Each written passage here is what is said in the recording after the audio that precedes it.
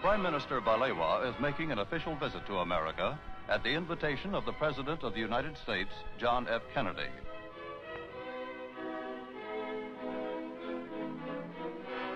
Waiting at the airport to greet him are Vice President Lyndon B. Johnson, Secretary of State Dean Rusk, Mr. Joseph Palmer, the American Ambassador to Nigeria, and other high-ranking American officials.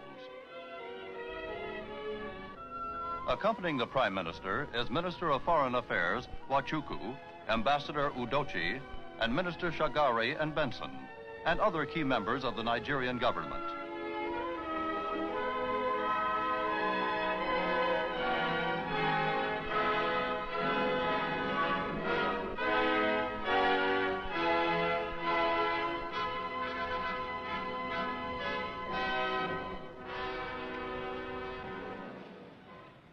Mr. Prime Minister, I am honored to welcome you and the distinguished members of your party to the United States.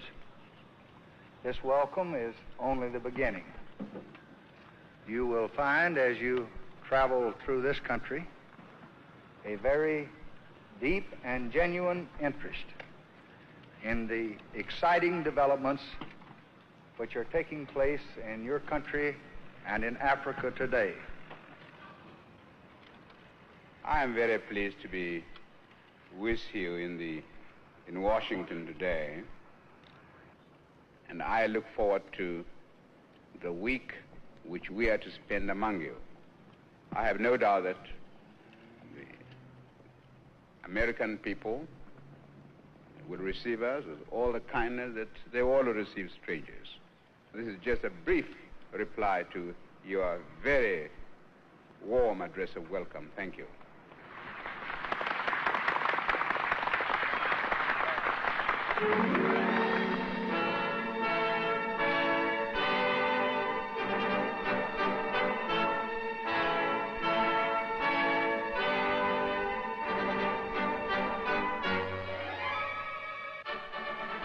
An official motorcade now conveys Prime Minister Balewa to the center of Washington.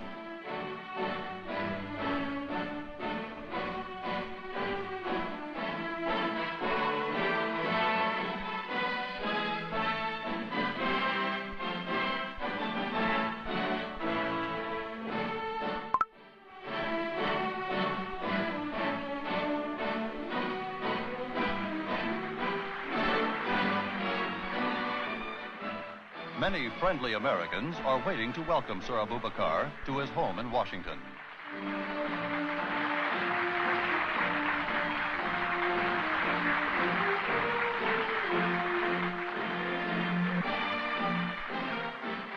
During his stay in the American capital, the distinguished visitor will reside at the Blair House, the special residence for guests of the American president. Just across the street from the Blair House is the White House, where President Kennedy awaits Prime Minister Balewa.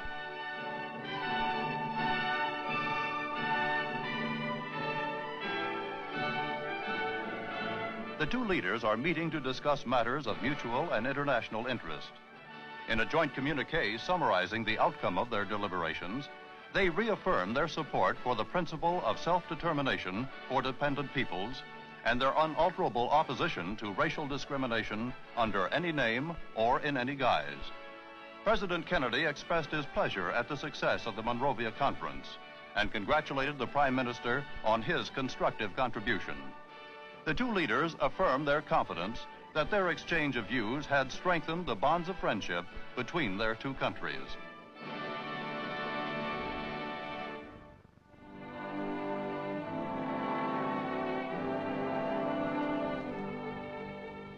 The next stop for Sir Abubakar is a memorial to one of America's best-loved presidents, Abraham Lincoln. The Lincoln Memorial is a goal for every visitor to the American capital. Tourists from all over the world are drawn by a reverence for the man known by all men as the great emancipator.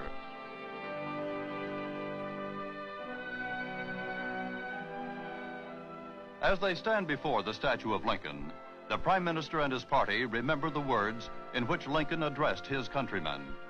He called upon them to do all which may achieve and cherish a just and lasting peace among ourselves and with all nations. Sir Abubakar and his party see a monument to America's first president, George Washington, as they leave the Lincoln Memorial. A group of children proudly display the placard which Prime Minister Balewa has autographed for them.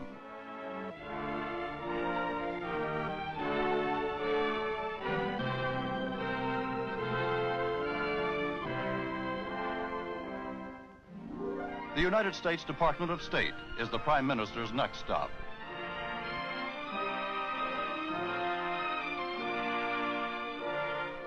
An exhibit of photographs from Nigeria and of Nigerian arts and crafts has been planned to coincide with Sir Abubakar's visit. This exhibit is aimed at helping Americans to understand the progress being made in Nigeria.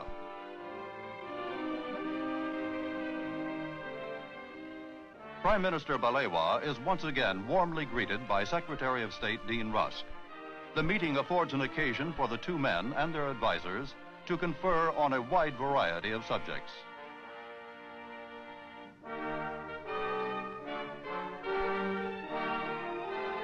The House of Representatives of the United States invites Prime Minister Balewa to speak in a special session convened in his honor.